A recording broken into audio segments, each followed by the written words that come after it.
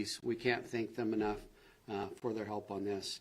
And lastly, the San Bernardino County Sheriff's Office Air Unit, with a special thanks and shout out to Sheriff Dykus there. To get into the details of the case a little bit, our victim in this case is Madeline Rose Cuevas, 22 years old. The two children that were involved this week were Aria and Alana, 3 years old, and 2. And I just want to say to the family, my condolences and prayers go out to you. It's such a tragedy that should never occur. 2 babies lost their mother, and we're learning through this investigation that she was just a beautiful person inside and out. How the case started. Madeline's father, 4 p.m. On Tuesday, January 28th, we went to the residence that they had already made entry into and discovered that she was deceased inside the residence. The deputies arrived on scene and discovered her, and she had a gunshot wound to her body. And some of the things I'm not going to get into specifics today, so I'll leave it at gunshot wound. The detectives were called out and took over the investigation. In a short amount of time, detectives to Tuesday morning, a little after midnight, about 1 a.m., which meant that when you look at the time frame, the suspect had about a 15-hour head start on us. I want to repeat that because that's really important when you tie this back to some of the social media stuff going on. The suspect had about a 15-hour head start on us. Detectives learned real quickly that 2 children were possibly immediately enlisted the help of the FBI. They were able to begin coordinating with local and federal authorities in both the United States and Mexico with the sole purpose at this point of getting the children returned back safely. You know, in cases like this, you focus a lot on the suspect, but when there's children involved, the utmost important was getting those children back safely. The FBI began tracking both cell phones, and when I say both cell phones, I'll clarify, the suspect's cell phone and the victim's cell phone was also missing. And through that tracking, they determined that the suspect had gone south to Mexico and across the Mexican-American border. As detectives, the FBI, Mexican authorities, safe return of the children to authorities at the border crossing of San Ysidro. The suspect's mother was thank her for this. I know that was probably not an easy thing for her to do.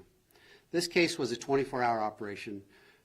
Staff across the board that I mentioned worked tirelessly since this came to us on Tuesday afternoon. We thank the public for their understanding in this matter.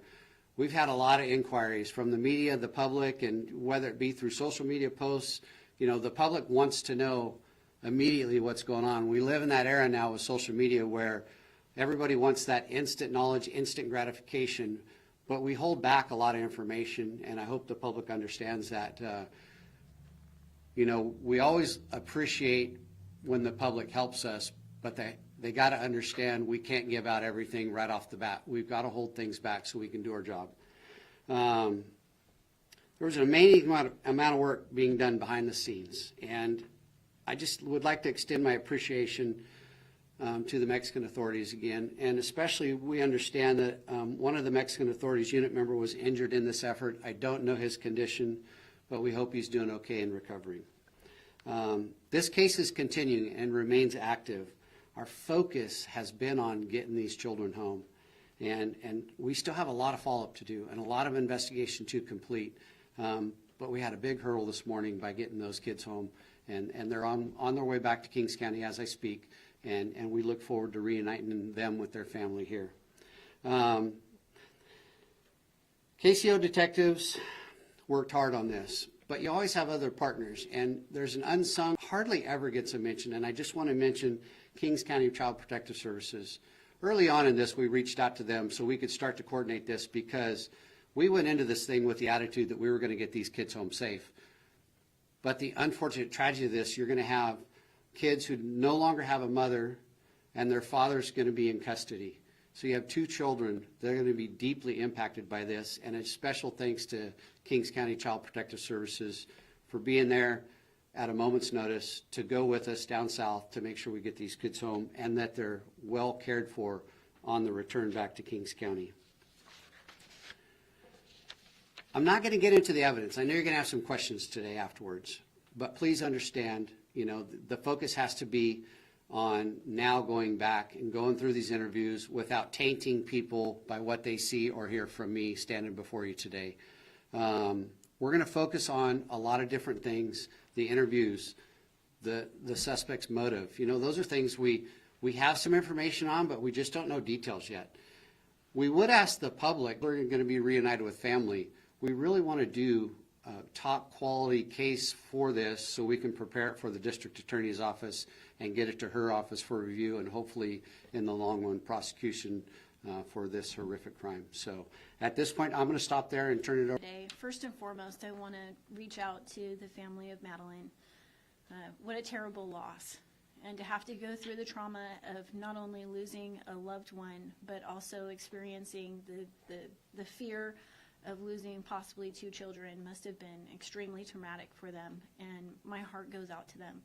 I'm so happy that the law enforcement has been able to recover the children safely and that they've been returned back to their family. With respect to this case, our office has received a copy of the file. The investigation is not complete, and so our review of the case is still under review. I expect that we will be making a filing decision in the next few days, but we still need to see further reports, and we don't have all of the information to make an adequate filing decision at this time. Thank you. Yeah, go ahead. I have a question about the cell phone. Was the cell phone, was that being tracked to Mexico or a different location as well? Where exactly was the suspect and these children found? So we do have tracking information on the cell phone. I'm not going to get into details where we tracked it to and where it went and everywhere, but yes, part of the cell phone data that led us to the location where we believe the suspect was hiding was in Mexico. So he brought her cell phone with him? He brought his cell phone and her cell phone, and then correct. The other question a lot of people are wondering about is the Amber Alert. People say they didn't get it until 11:30 the next morning. People really just care about these kids. They want to know, yeah. You know, that delay. Could they have been found before they were in a different country? Could they have been found here in Kings County? It's a great question, and just to kind of put that to rest, when Amber Alerts go out, you have options, statewide options, regional options, etc. When the paper Amber Alert was sent out to the media and locally on our social media, we believed at that time that it was going to go out statewide. A few hours went by and it hadn't gone out yet. So then we started to inquire like, hey, how come this hasn't gone out yet? Well, in the meantime, what we learned later was the pings on the cell phone were showing that it was already in Mexico.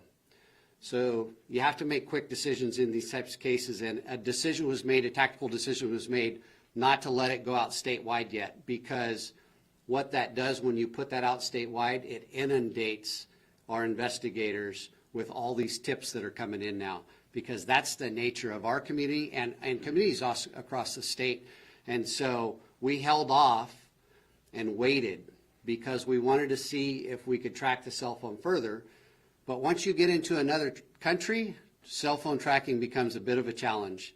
And then as time elapsed, you start to worry that it's going to come back into the United States, and yet we haven't hit the button yet for the emergency alert to go out statewide or even into a specific region. So it was delayed because we were working on those things. And we have inside information that the public doesn't, the media doesn't. And so we're doing the best we can to try to monitor the situation and literally get that out when we can. So it was delayed going out to people's cell phones, because then we started to worry because the tracking became a little bit further and further between. You know, cell phones die if you don't have a cord, or they turn it off, or they discard it. And then we were like, hey, if this person comes back into the country and we lose that cell phone tracking, we need to get it out to the public. So that's why it was delayed in going out to the public, because we were gathering a lot of information at that time with our law enforcement partners. And so hopefully the public kind of understands that a little bit, that, you know, we would love for all of them to come work for us, but we got to do our thing. And the media as well. You know, we appreciate the push out of information that we initially push out, but sometimes these things are evolving. Hey, what do they know and what don't they know? Do they know where we're at? And so anyway, that's the reason for that. So thank you. So did the initial mistake, was with like technology or within? So I'll say this. We thought that perhaps there was a mistake early on, but we learned through this process that there's 2 levels of an Amber Alert. One is that fact sheet that they send back to local agencies immediately that you can share locally. And one is you have to specifically tell them, hey, hit the statewide emergency alert button. And there was some discussion during that time frame whether or not that should go out. And so I'm not going to call it a mistake, because in this case we got 2 little girls back that are safe and happy and seem to be doing well. But it's a tactical move. And, you know, in hindsight, could we have put it out? We could have. Would it have worked? It might have. You know, the Monday morning quarterback in me sometimes thinks that, hey, maybe we could have, but I'm super pleased that it worked out the way it did as I stand here today. Thank you.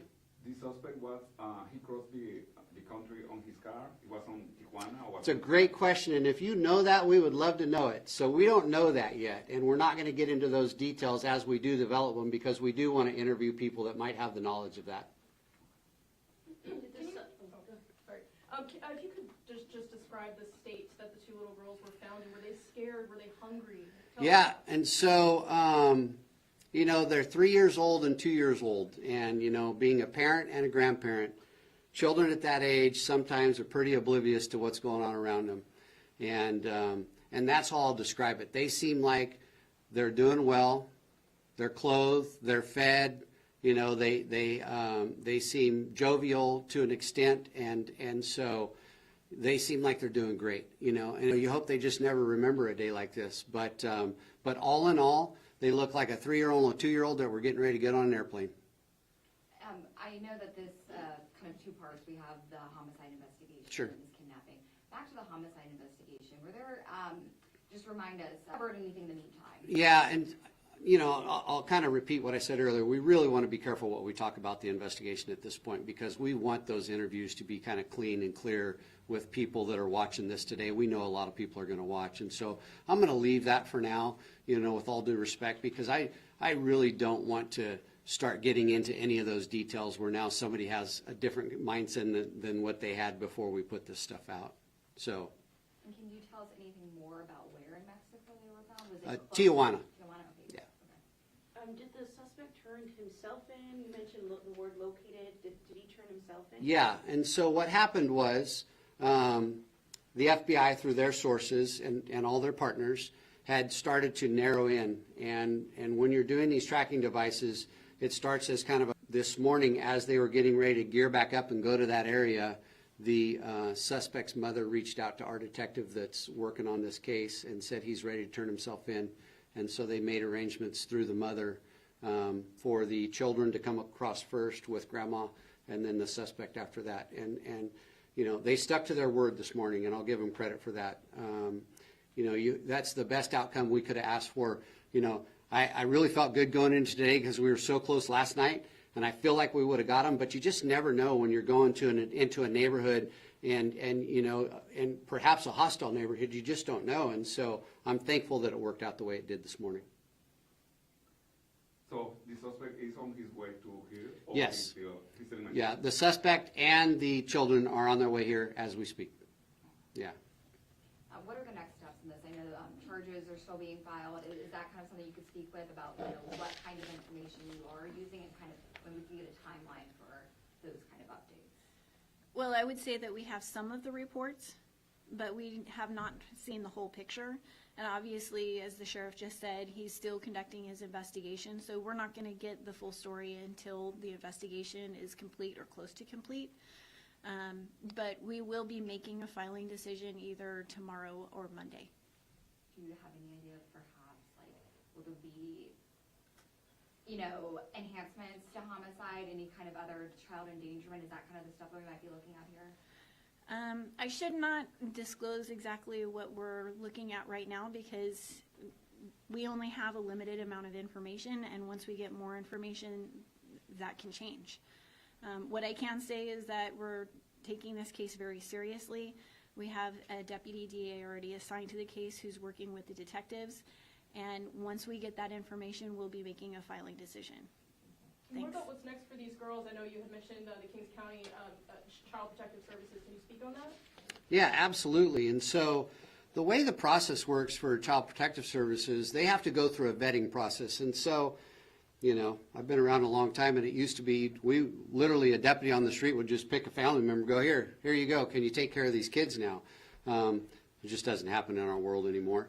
And so what Child Protective Services did and does, and they started already to start to do some backgrounds on some family members, because they have to make sure that whoever they turn the children over to are fit and don't have criminal histories, aren't a 290 registrant, and there's a process that they go through to make sure it's going to be a good fit and reintroduce. And so sometimes that happens super quick, and that could be something that happens tonight, where they're like, okay, we vetted these people, because like I said, they've already been involved in our process this week, so they may already be way ahead of us on this. Sometimes kids do have to go into a temporary foster care for a day or two until they get the process vetted. And so, you know, it really just depends on how quick they're able to move forward. But that'll be the process next, is they'll make sure that they put these children with who they believe at this time is the best to care for them in the current situation. You mentioned a 15-hour heads up, that, you know, that has to be hard coming in after that amount of time.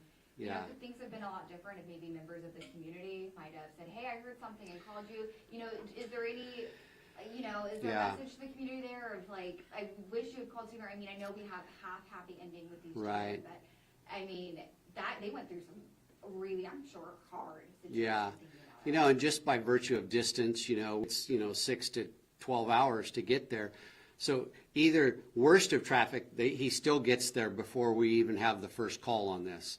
So it puts us at a little, a little delay.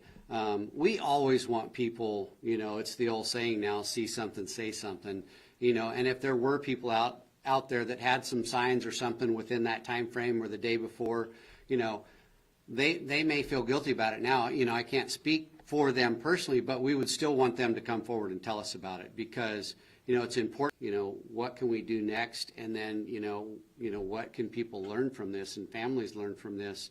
You know, it sure seems like there's some domestic violence type situations going on with this case specifically. And, you know, it's something that you just hate to see. And so I just encourage people, you know, who have loved ones where you see people having a difficulty in a relationship, and I'm not sure that that's the case here, but if you do see that, you know, please intervene, you know, some form or fashion. You know, there's so many programs out there now, and 211 and all these different things that you can call to get some mental health help.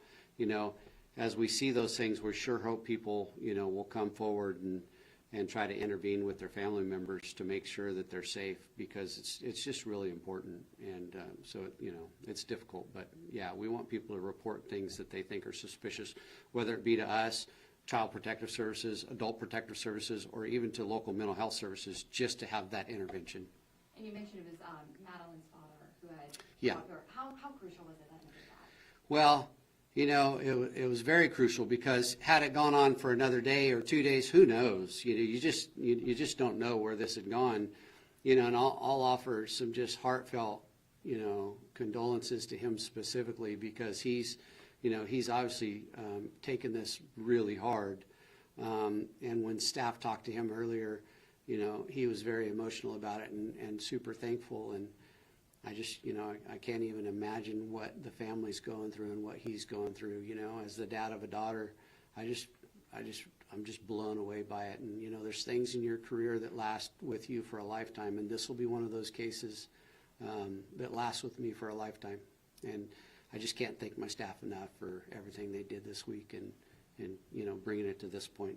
And now, you know, now the rest of the work starts, and if we get enough information, which I believe we will, to book this guy tonight and charge him, I hope he rots in hell. Thank you, everybody, for coming. Really appreciate it.